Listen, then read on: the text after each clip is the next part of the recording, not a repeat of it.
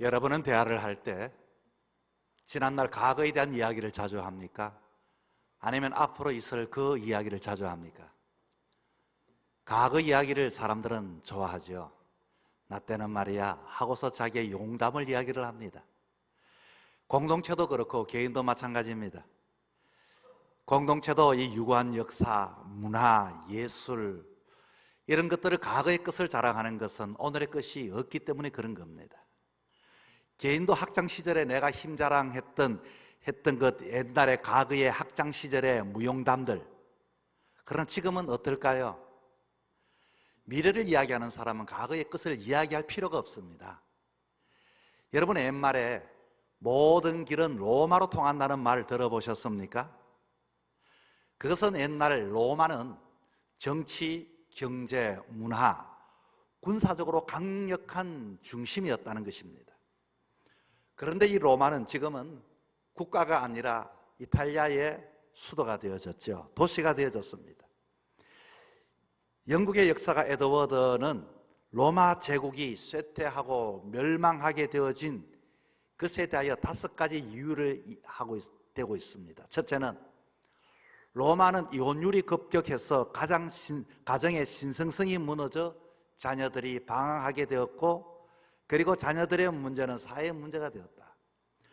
두 번째는 높아진 세율 때문에 계획성 없는 재정 지출과 벌 생각을 하고서 무조건 썩어보는 심리가 그곳에 있었다. 셋째로는 비정상적인 쾌락주의를 추구했기 때문이다. 원년극장 안에 사람들을 모아놓고 사람과 동물이 싸우는 모습을 보면서 사람들은 웃고 즐기고서 그것이 기쁨으로 여기고 그렇게 세월을 지냈기 때문에 그렇습니다. 넷째로는 군비 확장과 인구가 감소했기 때문이다. 다섯 번째는 종교의 부패. 종교가 있긴 있었지만 그것은 형식화되었고 생명이 없는 종교였다는 것입니다. 여러분, 우리는 어떻습니까? 우리 사회와 비슷한 부분은 없습니까? 오늘 이 시대 우리 현실을 되돌아보면서 이 시대를 말해주는 언어가 있습니다. 그것은 소멸이라고 하는 것입니다. 뉴스를 틀면 학교가 소멸되어져 가고 있다. 지방 도시가 소멸되어져 가고 있다. 아이들의 울음소리가 이 도시에는, 이 동네에는 5년째 10년째 들려지지 않고 있다. 쉽게 말해 모든 것 인구 소멸에 대한 이야기가 주제가 되어지고 있습니다.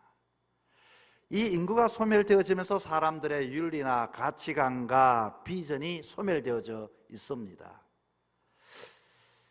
여러분, 우리나라에는 과거는 어땠을까요? 정말로 이 인구가 소멸했을까요? 1964년도 당시에 대한뉴스에 이런 내용을 뉴스거리였습니다. 여러분, 매년마다 인구를 우리가 조절하지 않으면 대구 시민만큼 한 해마다 인구가 증가하게 되어질 것입니다. 그리고 100년이 되면 우리 대한민국은 6억 명이 되어지고, 그리고 신문 논설의 인구 증가는 국가의 빈곤을 만들고 경제 성장의 치명적인 요인이라고 사람들은, 학자들은 이구동성으로 말을 했습니다. 그리고서 포스터를 많이 붙였죠.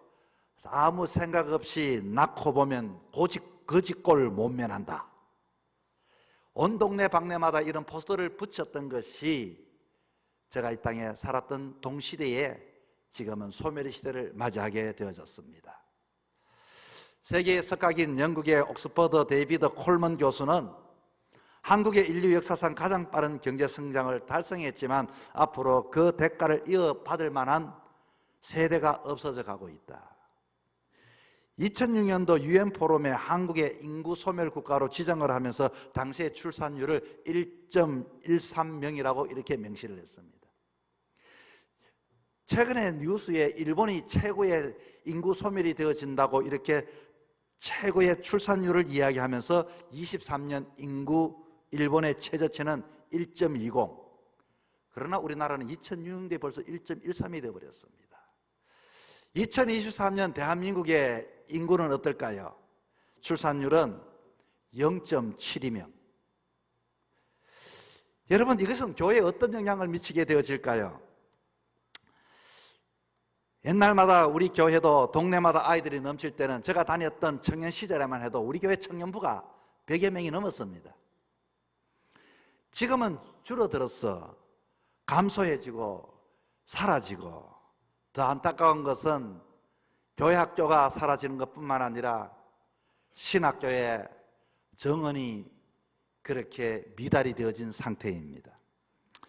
제가 신학교 다닐 때만 해도 10대 1이었습니다.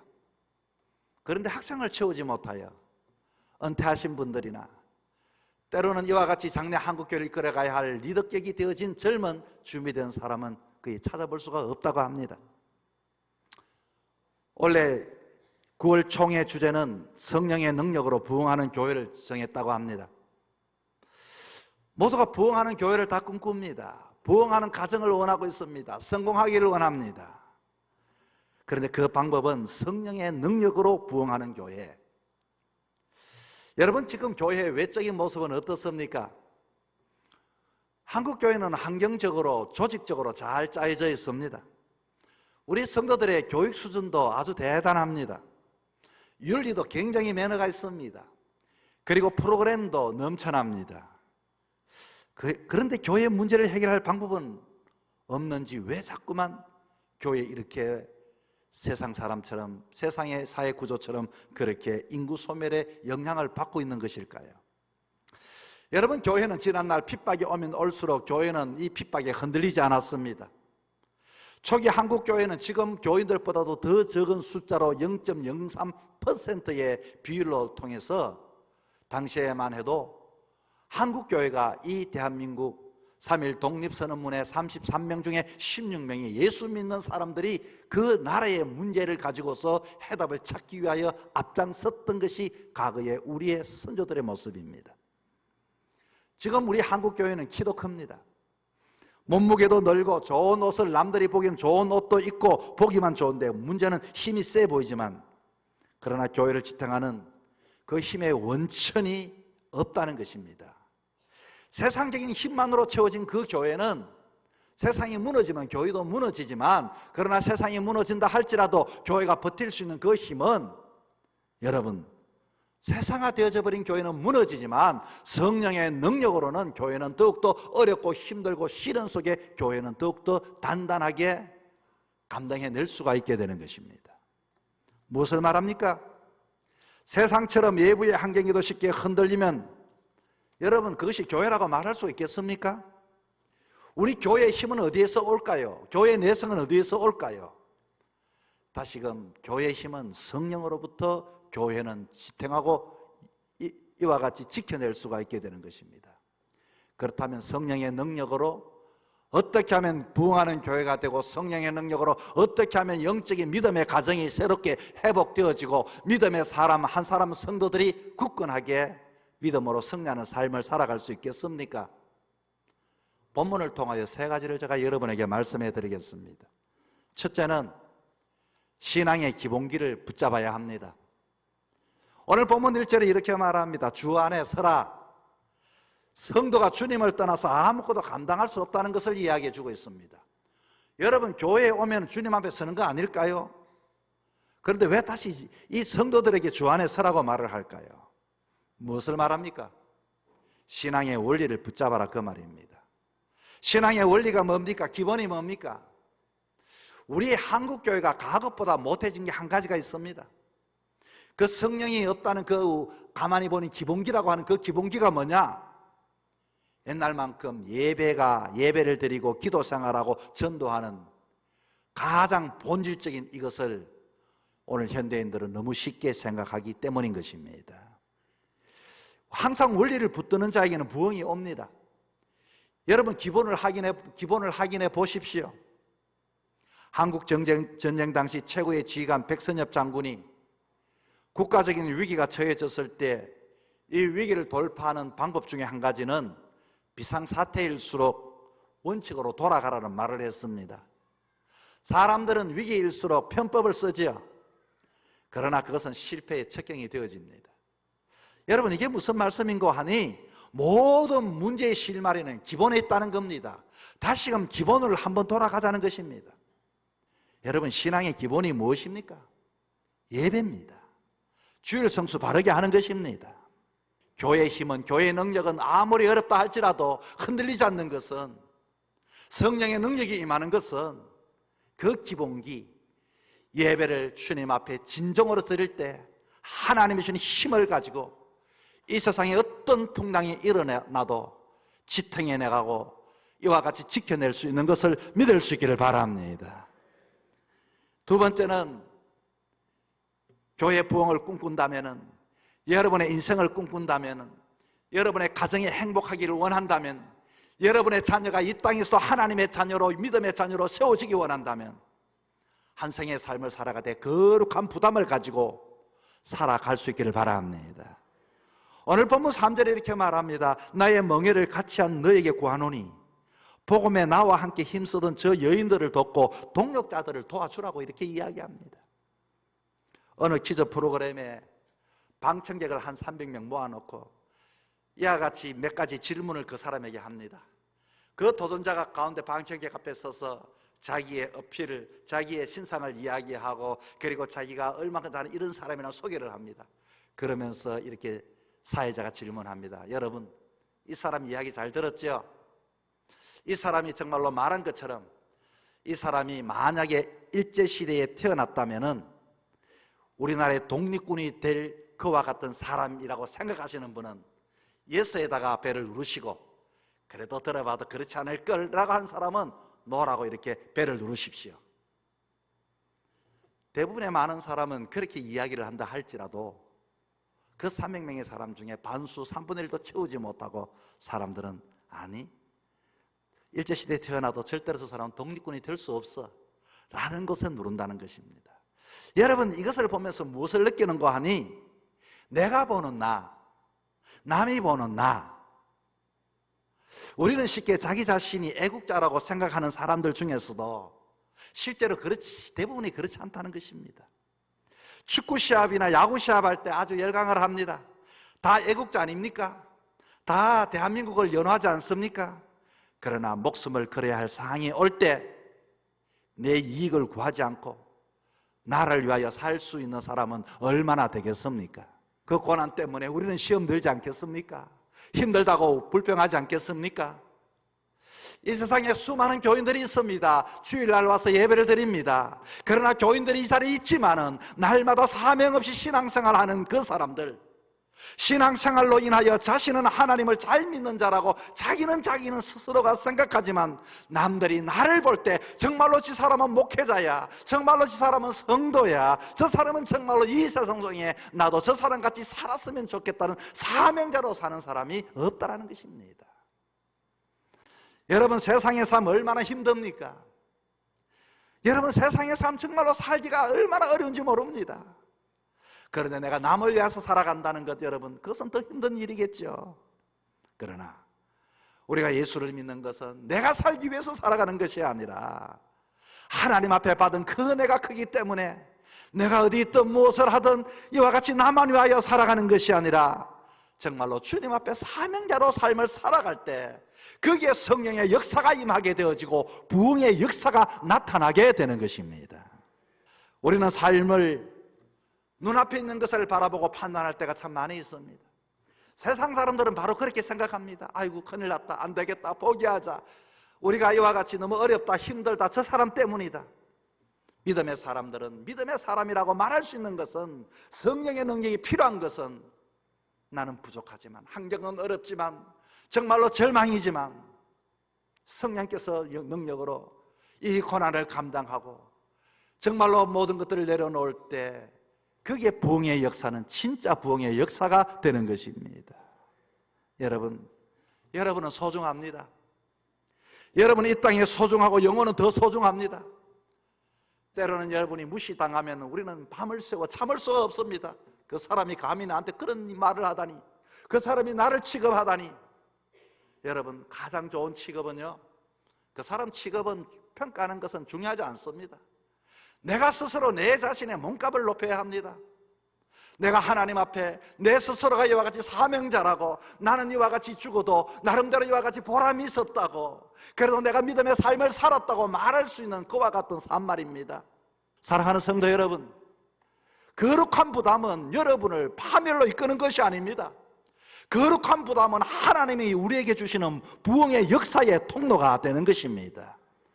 평생 인생의 삶을 살아가면서 한 번쯤 그 부담, 세상의 부담이 아니라 거룩한 부담 느껴보셨습니까? 기도하는 중에 거룩한 부담 느껴보셨습니까? 그 거룩한 부담을 통하여 정말로 주님 주시는 부흥의 역사 안에 여러분이 거하기를 주의 이름으로 축복합니다. 세 번째는 하나 되기를 힘써야 합니다. 오늘 본문 2절에 요디아를 권하고 순두개를 권한다고 했습니다. 그리고 주 안에서 같은 마음을 품으라고 하네요. 여러분, 부흥은, 소멸은 외부의 영향으로 얻게 되어지는 부흥이나 소멸은 이 세상하고 다를 바가 없습니다. 중요한 것은 대부분 이 소멸은 내부, 즉 믿는 사람들이 이와 같이 같은 마음, 같은 말, 같은 삶이 없을 때 여러분 소멸하게 되어져 있습니다. 세계에서 특히 다음으로 갈등이 많은 나라가 대한민국이라고 말을 합니다. 우리나라는 정치적 이념 때문에 과거에도 6.25 전쟁에 이와 같이 고난을 겪어야 했습니다. 아직도 그 상처가 세계 유일의 분단 국가로서 남과 북이 첨예하게 대립을 하고 있습니다. 남쪽에 살고 있는 국민들 사이는 모두가 한 마음일까요? 남쪽에 살고 있는 국민들 사이도 갈등이 있습니다. 정치적 대립을 말할 것도 없고, 연예인도 마찬가지고, 기업이 누가 잘 나가면 그것 그냥 봐주지를 못합니다. 악플을 달고 무조건 반감을 싸고, 그러면서 자기는 약자의 편에 섰다느니 이렇게 우리는 말하기를 좋아하지요. 자, 그런데 여러분, 교회는 이런 일이 없을까요? 이 교회도 갈등과 분쟁은 기독교 안에서도 장로교, 감리교, 성결교, 순복음, 수많은 교파, 장로교단 안에서도 우리 통합은 하나지만 죄송합니다, 저 어디 그 장로교는 수백 개가 이렇게 또 나눠져 있습니다. 이 많은 교단들을 함께 모여 연합예배라는 것을 드리면은요, 연합예배가 돼 본 적이 없다고 합니다. 교회가 그런데 어떻게 사회가 그렇겠습니까? 어떻게 이웃 사랑을 말합니까? 원수를 용서해 주라는 이 말씀이 능력이 나타나겠습니까? 이런 갈등과 대립은요, 같은 교회 안에서도 마찬가지입니다. 오늘 본문에도 보니까 요디아와 순두개가 나타나네요. 이름이 거론되어진 것을 보니까 유명했던 사람 같습니다. 아마 잘은 모르지만 요디아에게 한번 물어보면 그도 말할 것입니다. 교회를 위해서 제가 이렇게 했습니다. 순두에게 물어봐도, 아이고 목사님, 이거요, 사실 나는 교회를 위해서 이렇게 하는 겁니다. 교회 개혁이니 본인이 교회를 개혁하겠다는 겁니다. 바로 되어야 되겠다고 막 합니다. 여러분, 본인이 안 해도 됩니다. 우리가 할 수 있는 것은 내가 개혁하는 것이 아니라, 교회 안에서는요, 더 중요한 것은 하나님의 사역이 아니라 같은 마음 가지는 것이 성령의 역사가 나타나게 되는 것입니다. 같은 마음, 이게 제일 어렵습니다. 그런데 누가 뭔가 하면 마음에 안 맞으면 또 이야기하지 않습니까? 여기에 사탄의 역사가 있습니다. 여러분, 정신병원에는 어떤 사람들이 모이는 줄 아십니까? 정신병원에는요, 협력하지 못하는 사람, 교만한 사람들이 전부 다 자기 잘나고 이와 같이 자기 중심적인 사람이 다 정신병원에 가게 되어집니다. 어떤 분이 정신병원에 갔는데 갔더니 거기에는 한 1000명의 환자가 입원해 있습니다. 그런데 지키는 사람은 딱 5명밖에 없습니다. 저렇게 건강하고 저렇게 떡대가 좋고 저렇게 참 멋진 사람이 1000명이나 되어지는데 5명이, 꼴랑 5명이 어떻게 지켜내는가 너무너무 궁금해서 물어봤습니다. 어떻게 5명 인원으로 이 많은 사람 관리할 수 있습니까?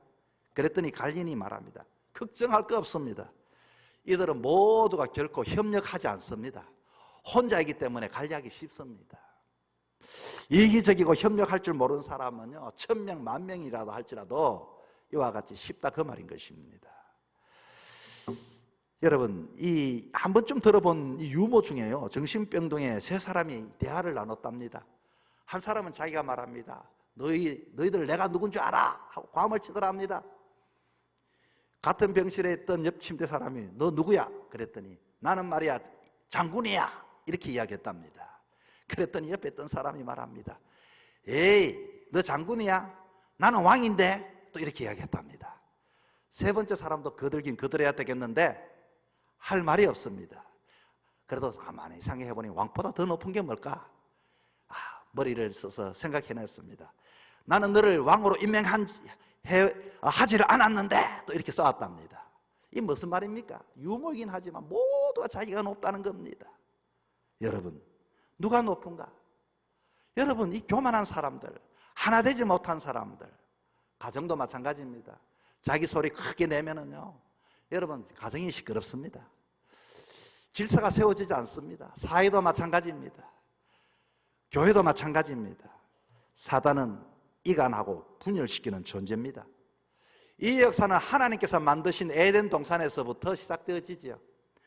하나님께서는 처음 아담과 하와를 이렇게 만들었을 때 하나님과 갈라지게 하는 것이 뱀의 역할이었습니다. 정말로 너가 하나님께서 동산의 중앙에 있는 나무를 모두 먹지 말라 하더냐? 그 나무만 먹지 말라고 했는데 모두 먹지 말라고 하더냐? 하나님에 대하여 이미 말의 아와 을을 다르게 해서 그 마음에 하나님에 대하여 반감을 싸게 해서 갈라치게 해버렸습니다. 이 아담과 하와는 하나님 말씀 듣는 것보다도 뱀의 말을 들었죠. 자기에게 이와 같이 더 좋은 것을 줄 것 같은 거기에, 여기에서부터 인간은 분리와 이간의 역사가 시작되어집니다. 아담이 하와를 처음 만났을 때 어떻게 고백합니까? 내 뼈 중에 뼈요 살 중에 살이로다.